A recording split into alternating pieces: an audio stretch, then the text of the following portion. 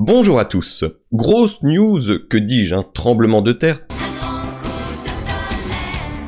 Bref, après une négociation d'1 an pour renouveler les droits sur les films, les jeux et les produits dérivés du Seigneur des Anneaux, Warner Bros a confirmé ce jeudi 23 février qu'un accord à long terme a été conclu avec les nouveaux propriétaires, Embracer Group, qui verra naître plusieurs nouveaux films en terre du milieu.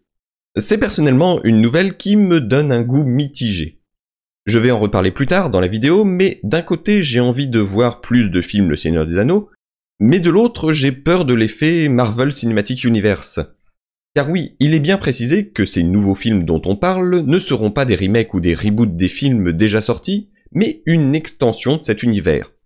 Il y a eu des rumeurs ces dernières semaines selon lesquelles Amazon Studios, qui n'a que les droits pour une série télévisée, offrait jusqu'à 1 milliard de dollars pour obtenir les droits de la trilogie cinéma du Seigneur des Anneaux.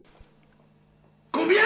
Mais cette offre est désormais sans objet, puisque les droits resteront encore pour plusieurs années chez New Line Cinema et Warner Bros. Mais pour l'instant, restons sur la déclaration officielle. Suite à notre récente acquisition de la Middle-earth Enterprises, je dirais probablement la MEE après, ça sera plus rapide, nous sommes ravis de nous lancer dans ce nouveau voyage collaboratif avec New Line Cinema et Warner Bros. Afin que le monde incomparable de J.R.R. Tolkien revienne sur grand écran de manière nouvelle et passionnante, a déclaré Lee Ginjard, PDG d'Embracer Group, dans un communiqué. Nous comprenons à quel point ces œuvres sont précieuses et en collaboration avec nos partenaires de New Line Cinema et de Warner Bros., nous prévoyons d'honorer le passé, de regarder vers l'avenir et d'adhérer au plus haut niveau de qualité et de valeur de production.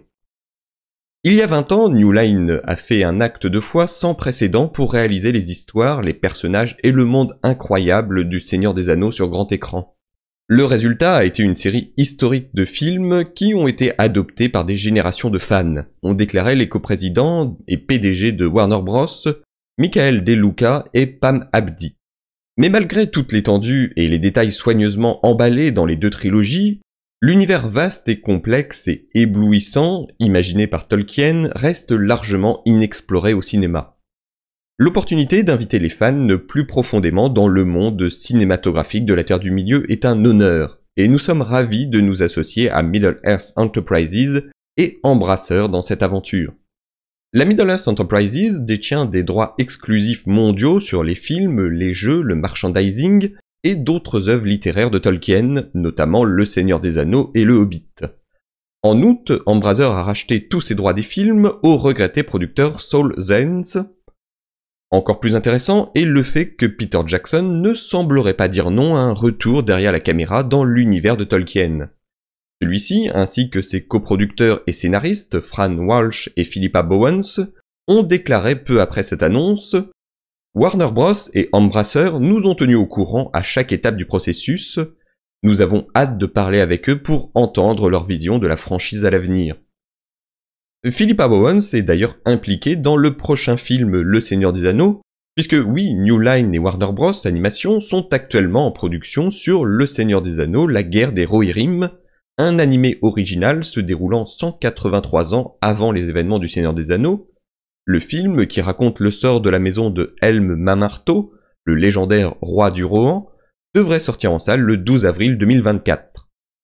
Passons maintenant à ce qui est un peu moins officiel venant des informations de Fellowship of Fans.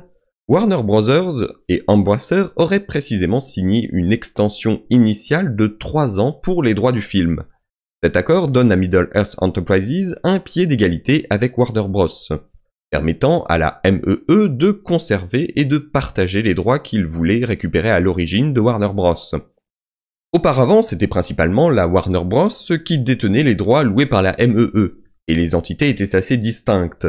Mais maintenant, elles se trouvent toutes les deux sur un pied d'égalité, et Warner Bros. A précisé que la MEE avait également copropriété des droits.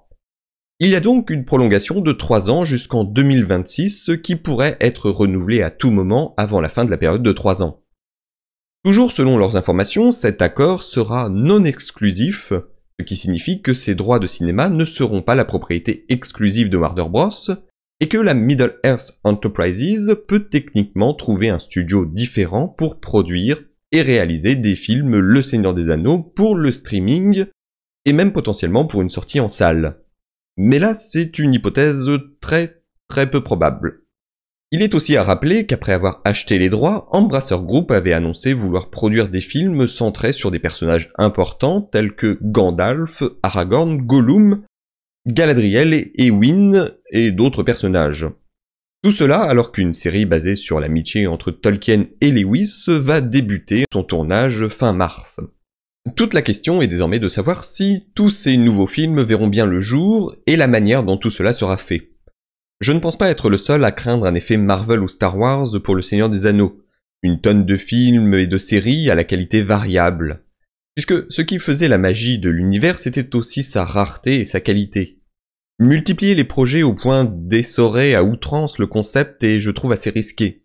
Le tout en se servant des mêmes droits qu'il y a 20 ans, c'est-à-dire la trilogie de livres Le Seigneur des Anneaux et le roman Le Hobbit. Mais d'un autre côté, il y a énormément d'histoires parallèles et de références à des événements passés qui pourraient facilement être adaptés et donner des films grandioses. Que cela aille de la traque de Gollum à l'ascension d'Angmar et la guerre du Nord. Alors dites-moi ce que vous en pensez et quelles seraient vos idées de films. Ce qui est sûr, c'est que Tolkien a en bien comme en mal un avenir riche au cinéma et à la télévision. Nul doute que je suivrai tout cela avec intérêt sur la chaîne, donc n'hésitez pas à vous abonner si ce n'est pas déjà fait pour vous tenir au courant. Et si jamais vous avez aimé la vidéo, n'hésitez pas à mettre un j'aime et à la partager, ça fait toujours plaisir. Et en attendant, merci à vous, et à la prochaine.